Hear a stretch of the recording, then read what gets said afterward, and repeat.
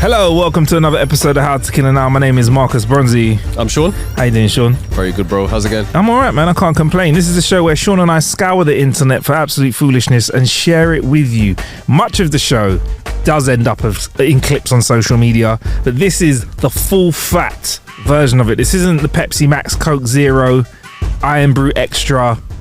What's another one? 7-Up free version of the show. This is the full fat, dirty, smut juice filled filth, disgustingness that is the show. Anyway, enough nonsense, man. How you doing, Sean? Yeah, man. All good, all good. Yeah. Can't complain. I'll be honest with you, bro. What's up? What's up? Typical British fucking gripe coming in. Weather, man. Are we kicking off with the weather? Bro, today and yesterday, we're recording this mid-April 2024, right? Yesterday and today, we have had snow, hail, sun that could give you sunburn, rain, and wind, gale force wind. Mad wind. So, what is there left? I mean, tsunami? I don't even want to risk it. To tempt fate by saying it. But we've had literally, earthquake, what's that, meteorite? Yeah, man. So it's just been like really frustrating for me because I don't mind crap weather. I don't mind like wet weather. I don't mind cold weather. I don't mind hot weather. Consistency is key for me. You're a skier. Yeah, because if you leave the house, you have to bring like an umbrella and a vest and a jacket, and it just gets a bit long, doesn't it? It doesn't make sense to me to flick the aircon on in the studio and then nip out to the shops, get rained on, and then have to put the heating on when I get back into the studio. It just makes no sense. But we are here. There are worse parts of the world to be in, so you know what? Let's just take our blessings, which are our jokes of the week. Week. How was that echo got progressively worse? So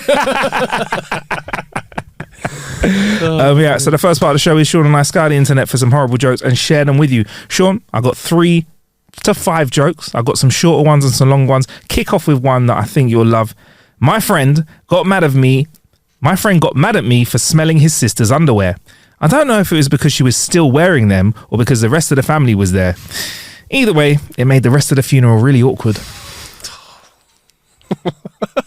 You're right there.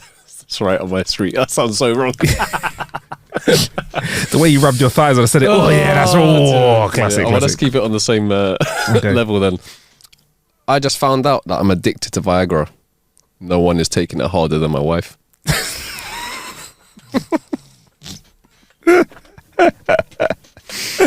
That's a good play on words. All right, I got a slightly longer one, right? A man walks into the pharmacy with his 8-year-old son. They happen to walk past a condom display and the boy asks, "What are those, Dad?" The dad matter-of-factly replies, "Those are called condoms, son. Men use them to have safe sex." "Oh, I see," said the boy pensively. "Yes, I've heard of that in health class at school." He looks over at the display and picks up a package of 3 and asks, "Why are there 3 in this pack?" The dad replies, "Those are for high school boys. 1 for Friday, 1 for Saturday, and 1 for Sunday." "Cool," says the boy. He notices a 6-pack and says, "What are those for?" "Those are for college men," says the dad. 2 for Friday, 2 for Saturday, and 2 for Sunday. "Wow," said the boy. "Then who uses these?" he says, picking up a 12-pack. With a sigh and a tear in his eye, the dad replies, "Those are for married men, son. 1 for January, 1 for February, 1 for March, and so on." If you're lucky. If you're lucky. I was going to say, 1 for your birthday. That's it. And then you're like, oh, was that the list? Yeah, we're done. Fair enough. It's like a race between birthdays and the expiry date on the packet of condoms. Do you know what I mean? Packet of condoms always loses. Yeah. All right. Cool. You have to be on point for this one. Okay, yeah, I'm fully focused. A boy and his dad were driving home from the ice cream shop when the boy asks, "Dad, why is my sister called Teresa?" "Oh, that's because your mum loves Easter and Teresa is an anagram of Easter." "Oh, thanks, Dad." "You're welcome, Alan."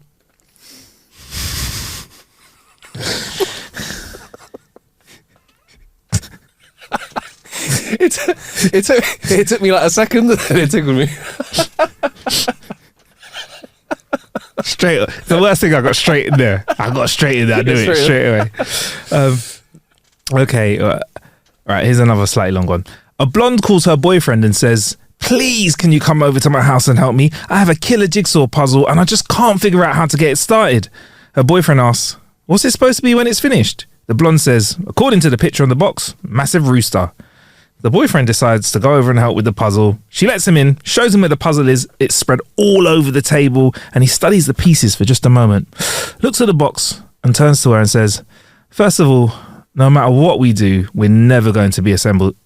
First of all, no matter what we do, we're never going to be able to assemble the pieces of this into anything that looks like a rooster. He then takes her by the hand and says, secondly, I want you to relax. Let's have a nice cup of tea. And then, he said with a deep sigh, let's put all of these cornflakes back in the box.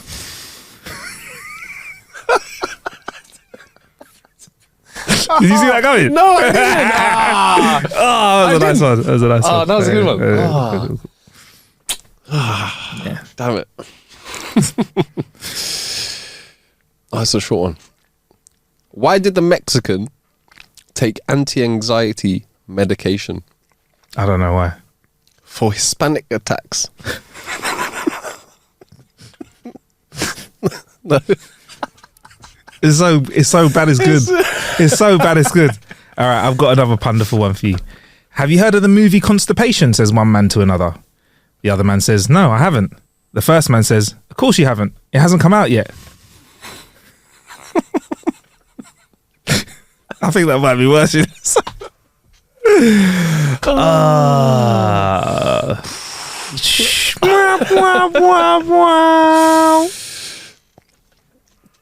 All right, it's a bit of a long one. Okay, cool. A man sees his physician. Doc, he says, I've had this stutter since I was 16 years old, and now it begins to bother me. The doctor says, I think it has to do with the size of your penis. Tell me, how hung are you? Well, says the guy, it's about 1.5 feet. The doc replies, I can fix it for you, but I'll have to cut off your penis entirely. It can be fixed today if you want. The guy's ecstatic and lets his penis be removed, and indeed, his stutter disappears. After a couple of weeks, the guy gets buyer's remorse and goes back to see his doctor. Doc, I'm having regrets. So can we please undo the surgery? The doc answers back. Sorry, no take back. That's absolutely class. Sorry, just a sec. We lost the light. We've lost the light. Oof, I just looked at it like it was... Yo, we could need to keep that in the podcast. The switch on the light switched off. What? Have we got a poltergeist? Bro, the light switch had just switched off on the light. That was it. The switch had switched itself. As in, it literally The switch, like physically. Is it? Yeah, there wasn't. I thought I was going to have to plug something in the back of the light. The light had just flipped, like someone had turned it off. Oh, yo, that's mad. Anyway, I've got my last joke. It's a very bad pun, and I'm sorry. This is late. We should have delivered this and a plethora of others a few weeks ago when there was an eclipse in LA. When, by the way, Google searches went up for why did my eyes hurt around then, because people were looking at the eclipse raw-eyed. They were raw dogging an eclipse. Sorry, where was this again? LA. Oh, yeah. That makes sense. You're like, makes sense. Dude. So this is a joke. Dad, can you explain the eclipse to me? No, son. That is brilliant. There we go. It's not bad, is it? I think it's quite nice. Oh, that's right. And those are my jokes of the week, Sean, because I've got some more funny stuff coming up. Have you got anything else for us before we slide out of our shum? I've got one more. Okay. A man applies for a government job. A guy goes into the post office to apply for the job. The interviewer asks him, are you allergic to anything? He replies, yes, caffeine. I can't drink coffee. Okay. Have you ever been in the military service? Yes, he says. I was in Afghanistan for one tour. The interviewer says, that will give you extra points towards employment. Then he asks, are you disabled in any way? The man says, yes. A bomb exploded near me whilst I was on tour and I lost both of my testicles. The interviewer is shocked, but assures the man that his disability qualifies him for extra points. You got the job, sir. Most of us come in at 8 a.m, but you can start tomorrow at 10. Why do I get to start late? Asked the man. This is a government job, sir. For the first couple of hours, we just drink coffee and scratch our balls, so no point in you coming in for that then. Funny Accurate. Accurate. Yeah, man. So- He so probably gets a couple of hours off early as well. The first quote, someone was like, "I'm a government worker. This is absolute shit. We do this until midday."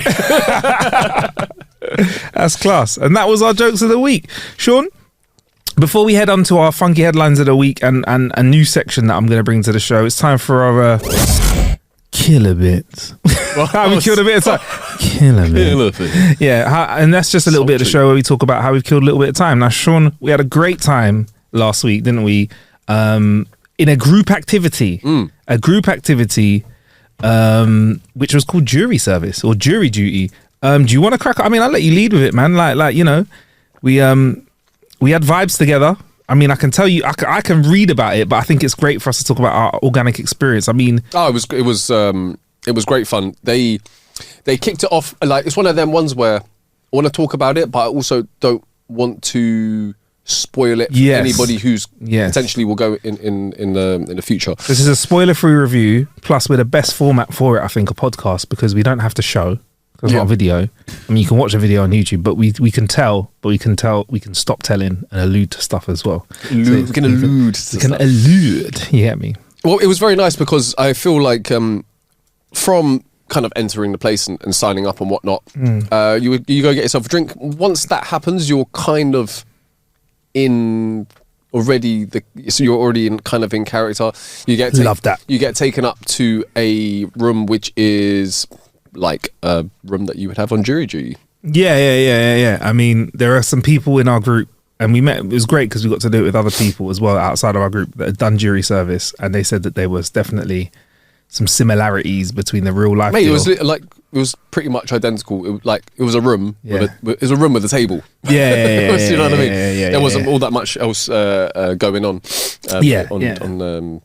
On like actual jury duty, but it was very, very well done, very, very well written.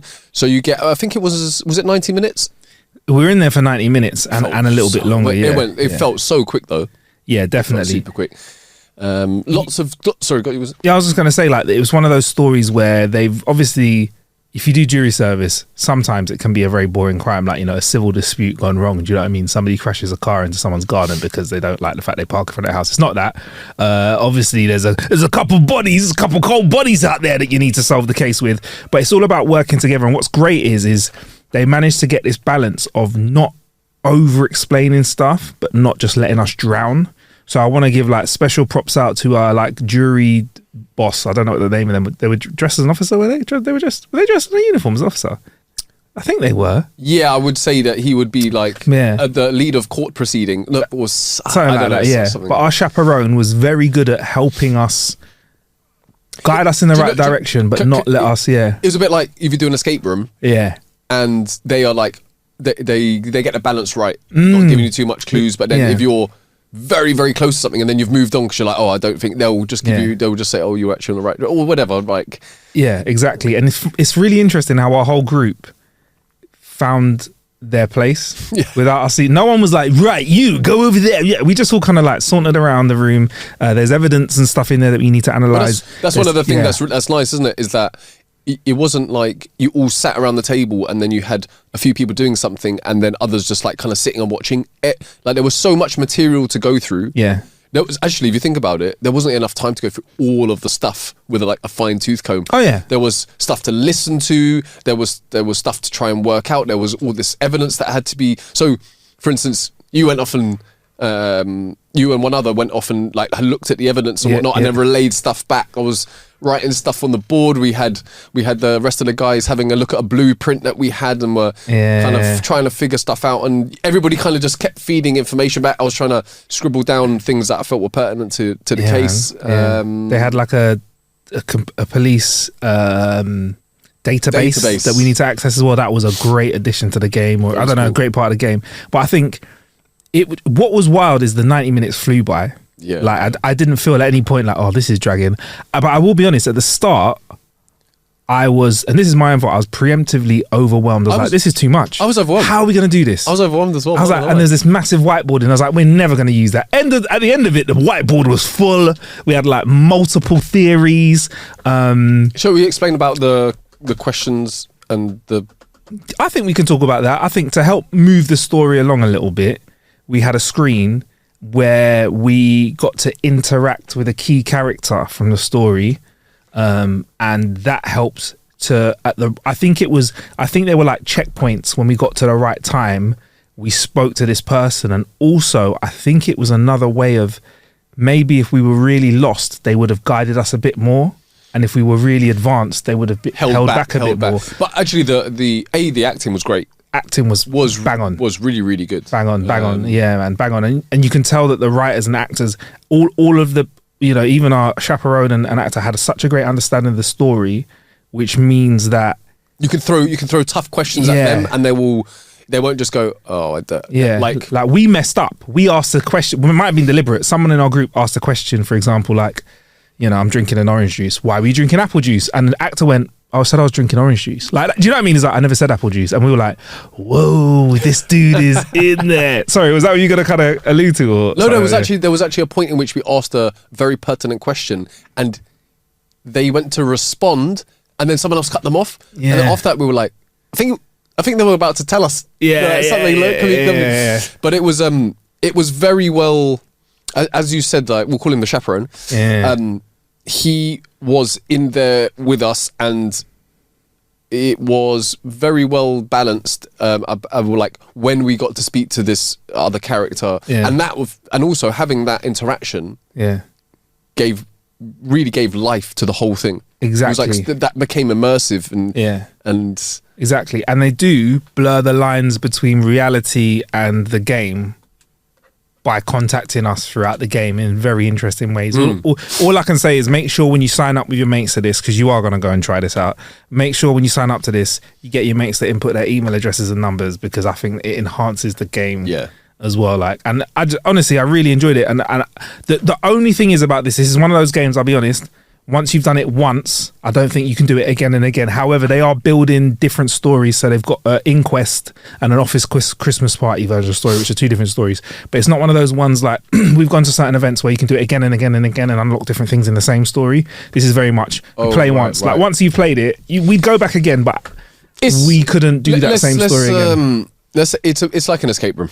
Yeah, like if you're not going to go back to the same escape room again, exactly, it's not going to have the same exactly. And I think that's why it comes down to intelligent writing. Yeah, because you can have a million different cases on jury duty.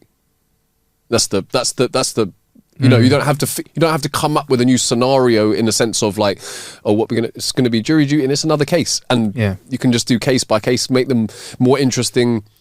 More things to interact with, and I believe that they said that it started around COVID times. Yeah, I think they did it on Zoom, and they did it on Zoom initially, and then they started to do it in person. And man. I mean, I'll do that sort of stuff on Zoom. It'd be a laugh, but it was good to catch up with everyone and just kind of us as a group go down there. It was way more fun doing it that way, and also like just having randomers. Everybody has to like work together, and like obviously the dynamics change depending on who you go with and whatnot. Man. So I only have one real big regret though, Sean, is I'd never slammed the table and said, I demand the truth. Like I wanted a dramatic moment. You kept telling so we had nominated whether I don't know whether we nominated or she I think she took the reins, bruv. I think she saw that we need she looked at us and she said, I got this. I think I'm going to have to step in.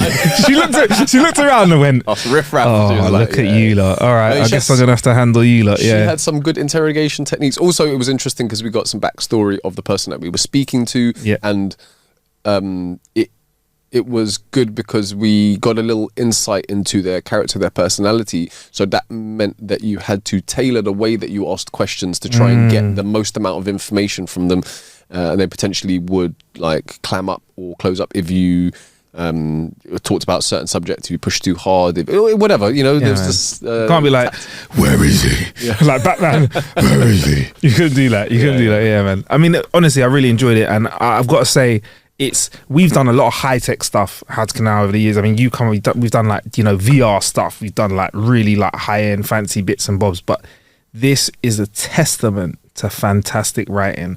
And I'd like to go just from that. I'd like to go back and do one of their other stories. 100%, 100%. And the thing is, it's 90% of it's analog, Yeah.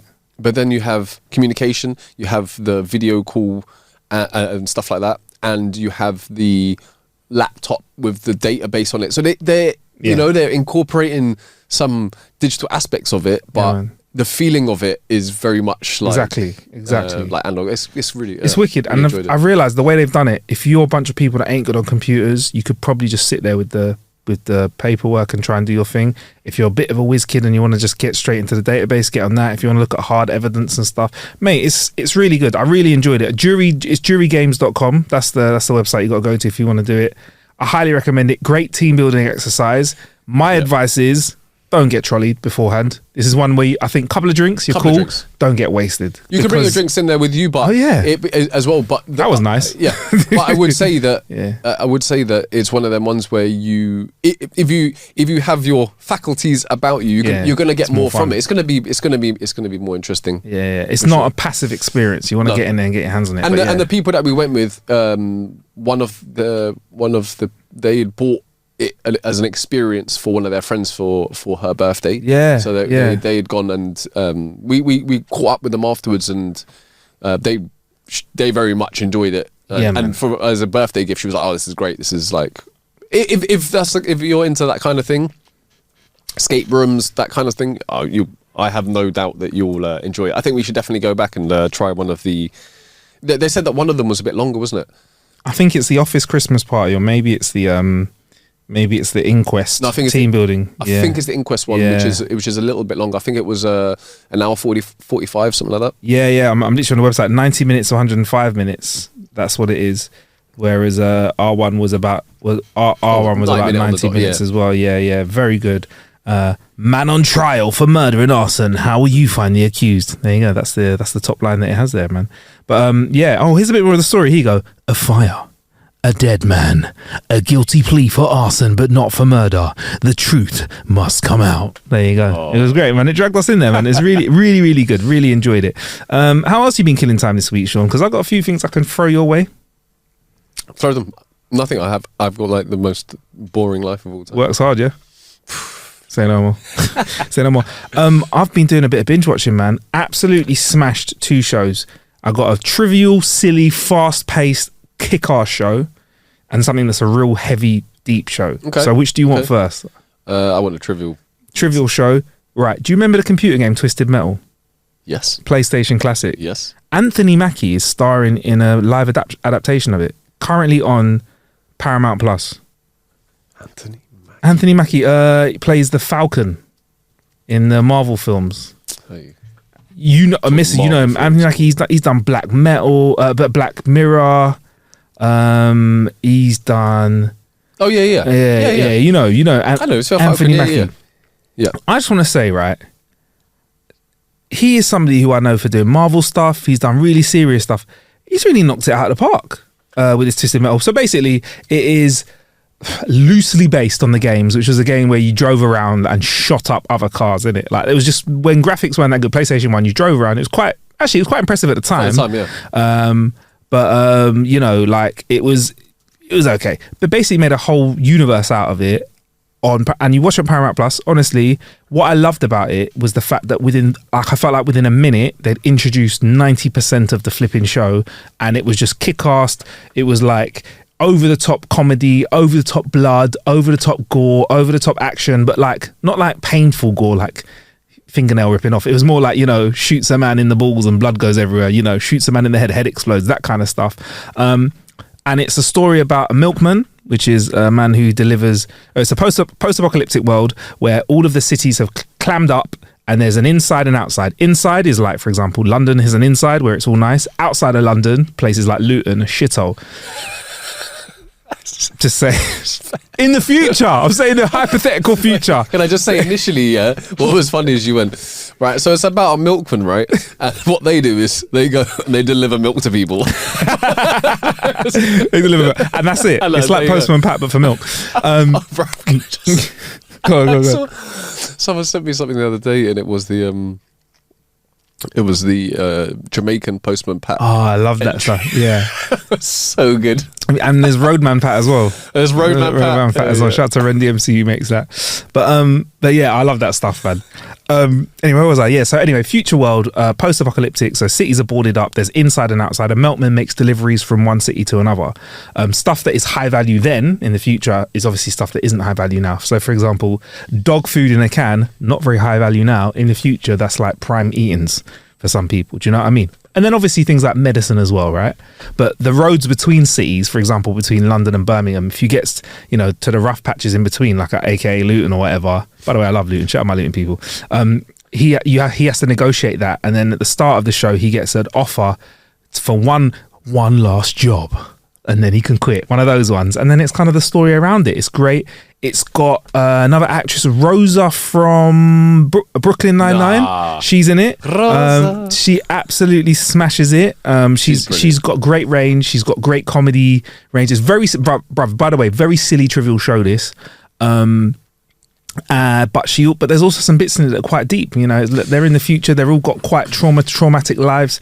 I was gonna say it's funny how when shows are kind of silly, something like Brooklyn, or something like back in the day, something like Scrubs, surreal, silly, but then when they have bits which are kind of hard hitting and deep, they actually hit harder because you're almost off guard, because you're kind of like, oh, it's whereas if you kind of get yourself lined up where you're going to be like, oh, it's going to be a tough watch, maybe it doesn't, you're ready. Yeah, I agree totally. It blindsides you, kind of like how Peacemaker did with John Cena. We all know John Cena's big, bulky, silly. We know there's comedy in it. Yeah, extremely good. Fantastic. Well, I saw the trailers for it, and I was like, I need to watch that. I think it's a Snyder joint as well, Zack Snyder. But yeah, mate, it's dark, it's funny, bit gory, bit too gory in a couple places for me. Yeah. That's what I mean when I say Twisted Metal's gory. It's like, blowing up stuff. But yeah, no, really, really like it. Some great actors in there, some great backstory stuff in there. I think it's 9 or 10 episodes. Absolutely love it. The full synopsis: follow a motor-mouthed outsider offered a chance at a better life, but only if he can successfully deliver a mysterious package across a post-apocalyptic wasteland. So it's like a transporter, isn't it? But better American accents. Better American accents in the show. No, is he British? Is he British in the transporter? Jason Statham, isn't it? Yeah, isn't it? Yeah. But no season 2 as yet, but hopefully there'll be a second season. Now, Sean, from fun to a show that is absolute, I could not stop watching it. I had to watch it. It was all gripping, but oh mate, I was beat up afterwards. Not as bad as like The Last of Us, where I was in a wreck, but I was just like so shocked for many reasons. Right now, it's a show called Baby Reindeer. I don't know if you've heard people talking about this. Story follows writer and performer Richard Gadd's warped relationship with his female stalker and the impact it has on him as he's ultimately forced to face a deep, dark, buried trauma. Now, the show Sounds fun. Yes. The show is by Richard Gadd, and the character in the show is called Donnie Dunn. Yeah? Donnie Dunn, right? Donnie Dunn. But Richard Gadd plays that character. The writer of the show is Richard Gadd, and it's an adaptation of his play. The story is a true story from Richard Gadd's life. So you're watching him live and act through something that had actually happened to him. So there are traumatic scenes in it where he's technically reliving the trauma because he's in a scene. It is so wild to imagine that. So it kind of makes every funny bit funnier, every painful bit more painful. So can I just ask, was it him that wrote it? He wrote it about his life. And made a theatre show out of it. Made a theatre production out of it, a one-man show. Did so well, Netflix said we're going to make it into a show. Who's going to star in it? I'll do it, thanks. Yeah. So exactly what you just said there about the funny bits being even more funny. The dark bits being more dark and sinister. So there's some real he works in the entertainment industry. Need I say, we all know that it's sinister in it. So we see certain things and I'm just like, yeah, man, I've seen that. Yeah, I've seen parties like that. I've not been to the after parties like that, but yeah, we know that. Those Diddy parties. Woo! Bro, all I'm saying, sometimes you just got to say no to the party. You know what I mean? But I just want to say, amazing acting from Richard. And obviously, kudos for him. Well, wait. Is it amazing acting from him? There you go. Is it? Is it? Is it just real? Is it? Is it? Mate, there are bits of the show where it got me going on YouTube to try and find, because some of the bits are based around his performances, and there's certain bits of the show where I'm just like, I need to go and see if this performance is online, because some of the stuff, there's some the theatre version? No. Oh. There's some stuff in the actual in the Netflix show where it's recorded and put online.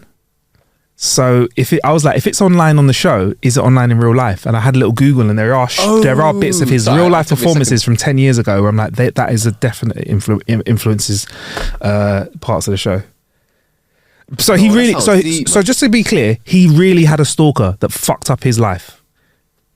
This is a real person. So if whoever this is, because there's a lot of content flying around of it. I hope you're working through what you're working through, whatever, and I hope, you're in a better place. But she fucked up his life. I've got to give a massive shout out to Jessica Gunning, who plays Martha, who's the character in this show. Obviously, they've gone through a massive amount of work to make sure that we don't uncover who the real person is. The internet's probably going to try and do their best to find out, but they've, the internet. The internet's in it. You get me? No. Yeah. But yeah, honestly, Sean, it was like 7 o'clock on a I don't know what day it was. 7 o'clock. I was like, I'll just watch a quick show, eat, bed early, bro. I had to finish watching it. You watched the whole thing on one? Boxed it all off. Some of the episodes are like 27 minutes long, and some of them are like 45 minutes. I swear, some are short, some are long. How many episodes? 8 episodes. And what's great about it is it's this new thing which I never used to understand what it meant, but it's like when they call it a limited series. Basically, when they write that on Netflix, it means it's going to finish and you ain't going to be left on like a cliffhanger, idiot seat cliffhanging moment with a like find out in the next season. The limited series means it's here and gone. That's it, done. And there will be no more. Yeah. Unless it means something else, but everything I've seen is a limited series. It's like, here's the start, here's the middle, here's the end. Thank you, I'm out. Instead of... So you won't find a limited series that was more than one season? Yeah, I hope not. If you do, let me know. But you're not going to get losted if you watch this, yeah? That should be... I want to make that like a term. Yeah. Like how no Diddy's a term, innit? Now, innit? Like no Diddy. No losted. But yeah, honestly, Sean, 8 episodes. Just Baby Reindeer. Baby Reindeer. It has got... I'm trying to find out what his general score is on IMDb right now, but all of his episodes are in like the 8s and 9s. The last thing you told me to watch, you're still riding high, no pun intended, from off slow horses. Oh, okay. I mean, we talked about Reacher. I was always going to watch Reacher, but I wouldn't have watched slow horses. What's Reacher? Well, how much? Let me tell you, we got left. Yeah. I'll be honest, Sean. This isn't going to have the same comedy value as Slow Horses because it doesn't real. It doesn't sound like a... Yeah. But, and there are some bits that are hard to watch, but I would say it's fascinating. Yeah, it sounds it. Yeah. Because we have heard stories about, stalkers, and we've heard stories of people that are of harassment, but to see the levels of like some of the statistics that they throw around in the show that are real for the number of messages that were sent, voice messages, voicemail messages, emails and texts. When you start seeing those numbers and you realise those are real numbers, it's mental, bruv. Absolutely wild. And then the whole like psychology behind it. But yeah, Baby Reindeer, highly recommend it. Highly recommend Twisted Metal. I'm just starting to watch Fallout. That's just dropped. Do you know what? I know a few people that started to watch it while we spoke about the first episode, and they already were like, these are like gamers though. Yeah. They're like big Fallout fans. Yeah. But I watched the trailer. I think it was day before yesterday, and I was like, I didn't realize it was Fallout straight off the bat, and I was like, wow, this looks fun. And then I realized I was like, it's nice. Well, how many episodes you seen? Like 4 in, I think, 4 or 5. So I'm almost done. I guess. Bruv, what's wrong with me? But it's like. I love all this. It's got loads of Fallout sounds in it. They've got Pit Boys in there, and they've got loads of throwbacks and references to the game. They've obviously taken stuff in a slightly different direction. It's a really good watch so far. I feel like they're gunning for a second season, though. I can already feel it in my bones, which is cool, but I don't want to wait like for a year. I want it now. You didn't say limited series. Didn't say limited series, but it did not say limited series. But I'm watching that. That's really good. And another thing, I'm just wrapping up, but it's great, is the Audible adaptation of 1984. There you go. So, if you know 1984, it's a classic, absolutely classic bit of writing.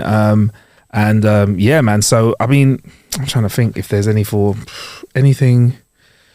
more classic than War of the Worlds maybe, but George Orwell, 1984 classic. But it's a whole new reimagining of it. It's got Andrew Garfield playing the main character in it. Ramesh Ranganathan is in it as well, okay. Playing a character, and it's just like a nice new take on kind of the whole Big Brother story, and it's just nice little listen. Like really good. Like Audible have dropped a couple things over the years of really good like sound design in it, so I really really like it. In fact, yeah, man, I think go and check out Audible. I think do you know what we could do? We might even be able to put, if you guys love us, check this out. You can check it out. I think there's an Audible link we can put in there, and they can check out the show for like a trial price or whatever. So we should throw that in the show description. I'll send it to you as well, actually. Yeah, so try out. Honestly, though, really nice. Like 4 or 5 hours long. So for me, that's not really long. You can if you commute to work an hour, you can do that in a couple of days. Really nice sound design, really good. Andrew Garfield knocks it out of the park. Andrew Garfield, who's 40. Cheeky chappy, but you think he was like 25. He looks like 25 for life, bruv. He looks so good. Like he doesn't look like he's faking young as well. Yeah. He's 40 years old. Bro, he still looks like Spider-Man. but yeah, so that's it. I've consumed a lot of content this week, man. Actually, do you know what? I did hear something the other day, which was that the most popular fictional book. Yeah. I was thinking, it's going to be. It was Don Quixote. Yes. I did not. I was like, oh damn, is that the? Yeah. It's the most. The most famous. I would say that we keep it in fiction because I'm guessing that there would be religious texts and stuff. Which. Yeah. Cue the. Hey, you sure not fiction? Cue the comments, isn't it? All right, mate. Greatest story ever told. Yeah. But yeah, it is Don Quixote. Yeah. Have you ever read it? I've not read it. I've not read it. It's been presented to me as a fact on another podcast, actually, but I wasn't the bearer of the fact. So I remember the fact that is it, and I was like, oh, because I thought the most popular book was going to be a religious text or something. But I think Don Quixote, in terms of fictional stuff, I thought Shakespeare might have done it. Yeah, I know, right? I think he's up there, and there's always yeah. I think Rowling's up there, but she's like 3 or 4, like still quite high when you think about it. Obviously, due to eclipse it at some point, but it's kind of like Shakespeare, Lord of the Flies. There's some. Yeah. There are some, that would have thought that were. But man like Don Quixote. But you can't compare sales then to sales now. I feel like one buy then means way more than buying a book now. Because I could buy a book with my fingers, swipe, click, click, click, got a book. Then you had to go out, avoid the plague, take your shillings, swap a sheep, grow a sheep to swap your sheep for the book. You get me? Enjoy it. Kind of like vinyl sales and streams today. Like, do you know what I mean? Like people talk about, for example, Ed Sheeran and Drake smashing these records. I'm like, that's great, but you can't tell me that a stream or 1,000 streams is the same as somebody going into a shop and buying a CD. Come on, bro. Yeah. Serious stuff. So yeah, I do feel that part of that is just nostalgia and us men being old. It is old. It is, but going out to go and do something, yeah, man, that's definitely one. Anyway, that's our killer bits of the week. I got some funky headlines, but if you want, Sean, I've got a brand new feature to bring. What every week? Oh, but it's actually a limited feature, so it's just this. It's a limited feature. Limited feature, and that is best nicknames of the week. Okay. K. So I'm guessing. Wow, that sounded mad racist.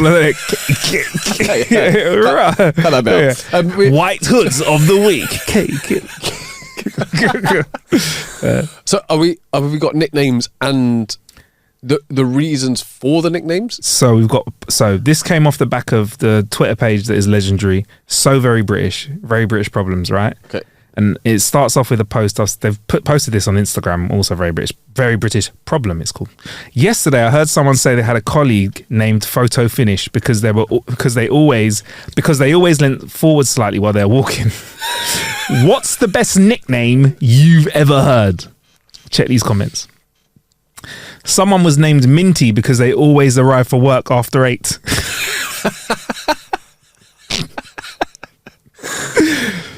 There's a short bloke at work called Anthony. He's known to us as Shetland Tony.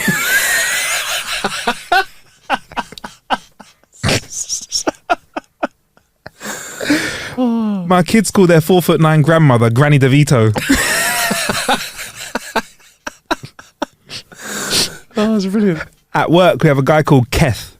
His name is Keith, but he's missing an eye.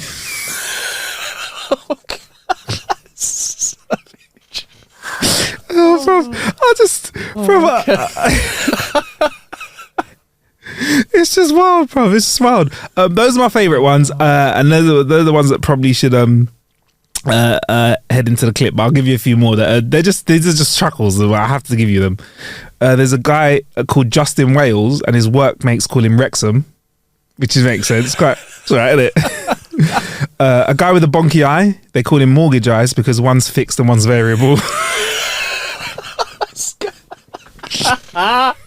Oh, that is brilliant. I have a friend nicknamed the Olympic Flame because he never goes out.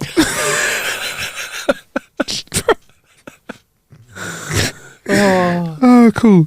One of my friends works for the civil service and has lost her encrypted and computer phone so many times she's in my phone as WikiLeaks. Lovely. And there's also a guy at work called Kark because in Starbucks once they asked for his name and he said it's Mark with a C, so the takeaway cup had Kark.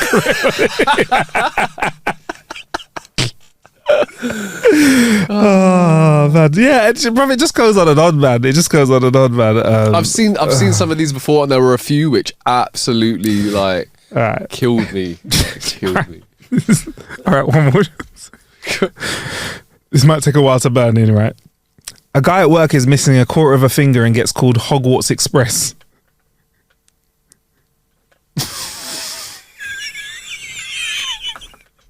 9 3/4. Oh, it took me I can't believe it took me that long.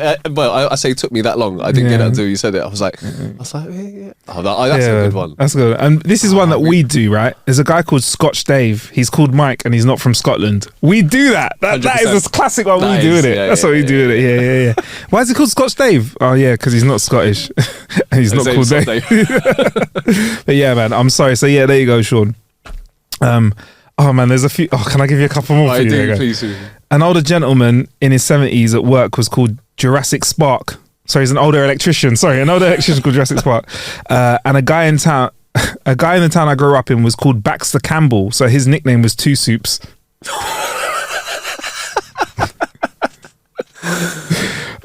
I could go on forever. But it's amazing, man. Yeah, there you go. So there you go. The best nicknames you've ever had. So I hope that brought a little bit of light to your life, because I love that. I might bring some of those next week. Well, it's a limited feature, so if you bring it, Sean, you're gonna have to bring your own version of it. All right, it's really copyrighted. A new limited series. There you go. Cool. There you go. Anyway, time for our next section. Funky headlines of the week. What you got for us, Sean?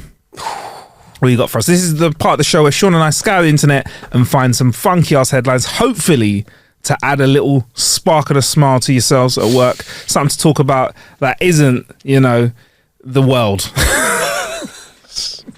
That is stressful and sad. Yeah. Something that isn't the sad world. Something that's a bit of fun.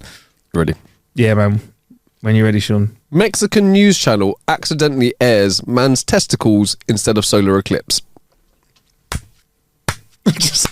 I'm guessing that is amazing. I'm guessing that there's going to be some sort of prank at some point here, because that can't be a mistake. I mean, please continue, bruv. The media outlet. Sorry, did someone get sacked? The media outlet. Oh man. Cool. The media outlet used footage submitted by viewers in their coverage. So, a Mexican media outlet made an awkward broadcasting error when covering the solar eclipse on Monday. RCG Media's 24/7 news program had been using clips submitted by viewers during their coverage of the rare celestial event. However, the show's hosts realised that they'd been pranked by the viewer, who had sent in a shocking video to the news program. While the presenter was discussing the cities which had sightings of the eclipse, images of the event were broadcast to the viewers. The show presented images of the phenomenon in which the moon can be witnessed totally covering the sun. The segment, however, was quickly cut when the hosts realised that they had instead shown a video of a man blocking the sun with his testicles. One of the hosts gasped as the realisation set in and camera cut away to the studio, where another host explained how the video had been sent in by a fan. Wow. So basically, this is what happens, right? When you work in 24-hour news. They're under high pressure to churn out content. So what's happened is they got a clips guy. get the clips, get the They didn't user have generated time- They didn't content. have time to do a dry run. They didn't have. Sorry, that was bollocks. Fucking, I was getting a bit hairy, but so they got the clip, and I bet it was like a bit of the. It sounds like there's probably a bit of a clips first. I reckon initially it probably looks legit like the rest of the other videos up until Yeah. it goes And far then- enough away. I can imagine it playing like, what's that song that's like synonymous with space? I'm doing Superman. I don't know why. No. Oh, anyway, you know the space song. I know the one. Yeah. Bum bum bum bum bum bum. His balls are like.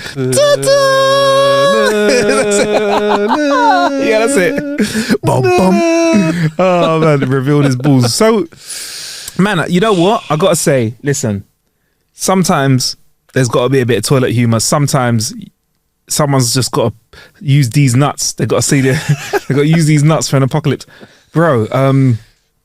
I mean, look, it's funny. It happens, and I think it turns I reckon it turned a boring day in the office to a fun day at the office. Apart from the person that gets fired for like letting balls get on TV. But our testicles. Just my question to you is: are testicles that bad when it comes to things being viewed on television? I mean, we can't speak for the other country, but I feel like here in the UK, it's absolutely no to seeing anything other than a flaccid penis, right? Boobs, good. Pum pum, good. Willy in pum pum, bad. You can't see that. Balls, I don't know. I feel there's a lot of balls. There's a lot of balls humor in shows, especially in like, I feel like in the American Pie era and like Superbad era, there were balls jokes in it, like whatever. Yeah. Yeah. Is it? Yeah, I was saying that. Yeah. I don't know. I'm racking my brain as to shows that I've seen where Think about all the testicles all the you've seen on testicles I've screen. seen. Yeah, Testament to the testicles. that Oh, I've seen. testament to the testicular vehicular behavior. But yeah, man, look, I love a little prank, and I think that's great. Like, I'm down for stuff like that. Hopefully the guy didn't get fired. But I mean, whilst you've been talking about this, I've tried to find like pictures of the broadcast, and they've like blurred out the balls, bro, and they're like, it's definitely. It looks like there's an eclipse and he slowly dipped his balls. So there's an eclipse picture. And it looks like his balls just slowly dipped into it. So you're right. They were playing the Space Odyssey. Da, na, na, bum, bum, bum, bum, bum, bum. Oh man, I miss a good prank. It's like the guy that used to call like Jeremy Kyle. Apparently, he used to call out Jeremy Kyle and be like, "Karen's a wanker" or whatever like that. Like diss his ex-wife all the time. So he'd like be like, "Oh yeah, so I'd just like to talk about how we should be reducing emissions in London and the LTN isn't good. And also, I just want to say my girlfriend Karen's a wanker or whatever." He's like, "All right, thanks very much." He just kept calling back off different numbers. Yeah. I just want to say my policy on Brexit is that it took so long to find out that my wife is a wanker. Like, so whatever, like he kept doing it. It was probably not so nice for his wife, but quite funny. But all right, cool. I got one for you, Sean. okay. I can't believe how wild this is, man. Singer accused of forcing a gender transition on a bandmate to steal their fiance. Right? Wow. A hardcore metal band in Nashville, Tennessee has gone viral for ditching their lead singer from the band because he attempted to force a transition on his bandmate. Now, I know what you're asking, Sean. Wow. Is first, what the fuck? And two, how do you force a transition on someone? Bro, put on your wetsuit. We're about to dive in. This post on X, there is a post on X which has over 10 million views and 100,000 likes. But probably the biggest thing that the band has had, good promo. The relatively unknown band shared their story on an Instagram page. They're called Lorona. My Lorona, which has since been deleted. The post claimed that the band member named Diego tried to force a transition on his friend, who is later named as Six, by giving him powdered protein supplements laced with a female hormone, estrogen, right? Diego's goal was apparently to make himself seem more masculine in comparison to a feminized Six and catch the attention of Six's fiance. That is what. So check this. He must be supplying the protein powder to the band, innit? Like that's how it happens, innit? Because there's no way I'm slipping anything in your protein powder unless I'm providing it for you, or I'm coming over to your house after a workout, and I don't know. It just doesn't make sense. I have to be supplying it to you. So his idea was, I'm getting it in his mindset. I want to steal someone's fiance So I'm going to make them so full of estrogen that they get, like tired. These pecs might not be great, but next to a pair of titties. Yes. Not so bad. Yeah, he's like, I ain't got pecs. He's like, I haven't got the genetics to grow pecs quick, yeah? I'm in a band. I'm too busy doing band stuff. So if we give him tits, yeah, it's pretty much the same as me going to the gym. Yeah. But think about it though, bro. He gets booby, probably gets hungry, puts on weight, because he's got imbalance of hormones, right? Yeah, so that throws your weight, throws your water. You lose your sex drive as well if you've got high estrogen. So, and he's thinking he'll turn up to the house one day looking buff. Like he'll turn up with a Diet Coke in his hand, drinking it on the doorstep, going, "Hey, how's it going?" But that is, bruv, that's absolutely wild. And Six just like waddles out with some high heels on, being like, "Oh hey." Six is just like, "I'm not in the mood. I'm fine." I'm totally fine. Yeah, totally fine. The post called it a stupid caveman mindset that makes zero sense. The band also said in their post that Diego admitted to being obsessed with said partner. The tampering has caused confusions and thousands of dollars in medical bills in the past few months trying to figure out what's wrong. Bro, that is absolutely wild, man. That is absolutely wild. And apparently it'd be going on for 5 months. I think to call it forcing a transition is a bit much. However, I'm not going to take away from the fact that, because you're not forcing him to like go full physical transition, you're just forcing a heck of amount of estrogen on someone, which I'm thinking, right, if I'm honest, Sean, where does that lay in? Because we've done jury service, me and you, we're jury buddies here. What crime is that? Bro, I was literally just thinking about it, but I don't know where it sits, but I do think it's like a fairly heinous crime. Bro, it's like, it's up there, isn't it? It's bad. It's up there. That's why it's like, it's very sus. You're just it's like fucking with somebody on a genetic level. On a hormonal level, effectively ruining the rest of their life, maybe, because that if you're thrown off balance, you could never recover that balance. You would need medical treatment to recover what should be your normal, hormonal state after that, maybe after 5 months of a hormone, I presume. I don't know. Doctors tell us, but I feel like it's not like you gave him one dodgy protein shake. I feel like I could neck a protein shake full of estrogen. Bruv, I'll do press ups. You could eat a few packs of edamame beans and you'll be totally fine. Exactly. If you start eating multiple packs of edamame beans every day, delicious. They are delicious. So good. But I remember talking to a friend of mine's personal trainer, and he was like, "Mate, you need to stay away from if you're training, because you were like, oh wow, so much protein, 45 grams of protein, 100." Because I've had a couple of packets and I've smashed them. Yeah, supposedly. I'm all right though. Yeah, not so good. 2 packets. Okay. Not 2 packets a day is probably not good, but 2 packets is totally fine. Yeah. Do you want a snack? Do you want a snack? Yeah, some beans. Do you know what the worst thing is? They're so Moorish, Oh, it's so good. They're so good. Yeah. All right. In another follow-up post, the band's Instagram stories, this seemed to be from Six's perspective. He wrote, "I've had physical changes from the hormones, and besides stomach ulcers, weight loss, and muscle fatigue that I will not get into, there's been notable mental changes." So at least we know now. Like, I know if I have all of those symptoms, I need to start checking out my protein powder.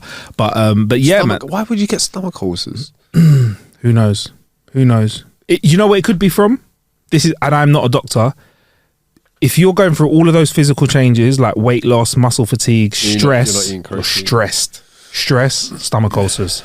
You don't know what's going wrong. You don't feel like, to have any hormonal change is a massive shock to the body, and to not know.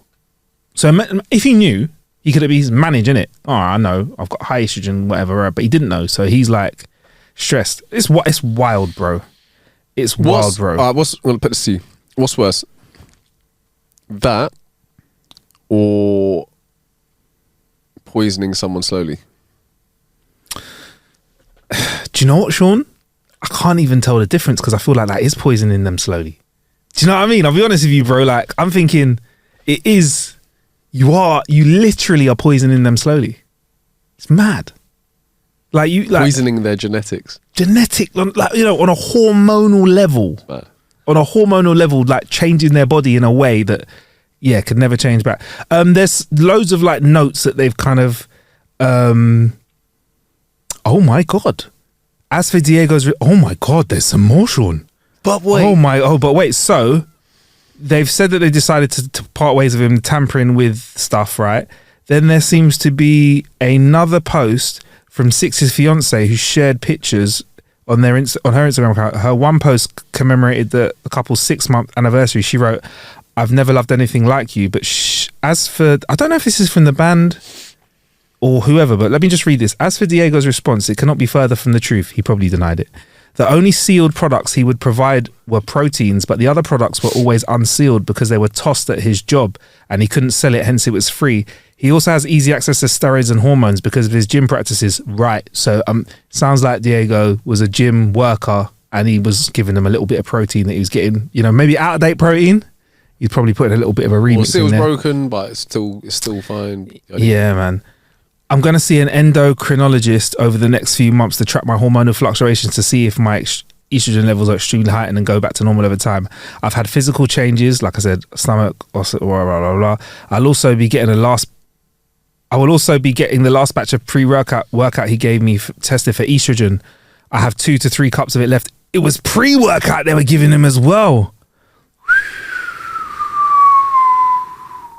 Diego, man. Boy. But yeah, sure. Also, it's also interesting because that happened for 5 months and they just celebrated their 6 months. So, like, Diego, after like a month of, you know what I mean? It's quite a short timeline, isn't it? Yeah, maybe they were fiancés for 6 months. Like certain people celebrate like the beginning of their fiancéhood. Yeah, maybe he was with her and then, yeah, do you know what I mean? Because it feels like fiancé. Yeah, it feels like they got to like, official fiancés and they had celebrated 6 months of fiancédom. Fiancéism. I didn't even know that was a thing. Bro, let's not get into this. Man. Some people just like to celebrate some shit.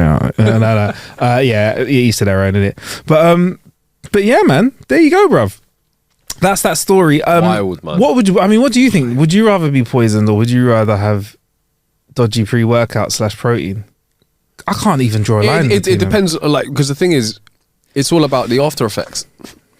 If from the poison, I have to carry something for the rest of my life, potentially, or maybe you get poisoned and then you fully recover, and vice versa with this one. Maybe you don't have, like maybe it takes a long time to try and get your balance back, maybe, and your mental health. So much, man. I just know fighting around with your hormones can't be good for your head. Like, I almost would want, I don't know, yeah, if it's something that wasn't, it's a hard one, man. It's a hard one. But yeah, there you go. But yeah, crazy. Moral of the story is, we don't let our friends give us protein. Don't take protein from your friends. I don't know if that's the moral of the story. I think that is it. Don't trust your... I think the moral. Do you want to go gym? Get better. Go gym. Get better bandmates. Yeah. Join a better band, because I think you could be your band can be better without this guy, Diego, because let's be honest, I don't want to have the first experience of your band to be via a weird news story. I want to hear your tunes smashing up my Spotify. You never know though, Diego could be mad talented. One of them geniuses. Yeah? But nefarious. Yeah, no, man. And what about if Six has got to sing? Could the estrogen mess up your voice and stuff like that as well? Does it? I don't know. It could help. Sound even better. Yeah, but it's one of those ones, Sean, man. Anyway, yeah, wild story, innit? Pretty wild. I've got loads more, but obviously we've run out of time because we've definitely killed an hour, man. That was the wrong button, but anyway, it doesn't matter. It's been an episode of How to Kill an Hour. I'll be Marcus Bronzy. You can find me at Marcus Bronzy, MarcusBronzy on all socials. I am Sean. Where can we find you? Stop asking me that. You can't find me anywhere. Cool. At How to Kill an Hour, about to hit a nice little number on Instagram. Facebook is doing nicely as well. Thank you for your supports on the clips and stuff like that. And for those of you who filtered through to the big show, it's nice for you to join us. We'll be back in your ear holes real soon, man. Indeed. In the meantime, in between time, don't take protein from your friends. Moral of the story, that's what it is.